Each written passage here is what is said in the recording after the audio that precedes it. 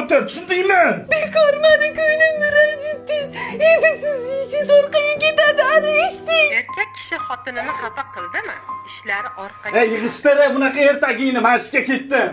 Ana endi ishingizni chappa ketishini tomosha qiling. Ishingiz orqaga ketadi dedi. Erkak kishi xotinini xafa qildimi? Ishlari orqaga ketadi. Bo'lmagan gap. Katta ko'chani yopib qo'yibdi-da. Ko'rmisan, ko'ziga qarab yur. Erkak kishi xotinini xafa qildimi? Ishlari orqaga ketadi. Xotinni bekor xafa qildik-da.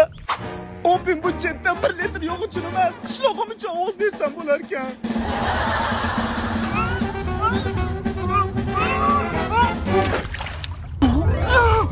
Bunisi qanaqa algoritm? Rosa ishlari orqaga ketyapti-ku.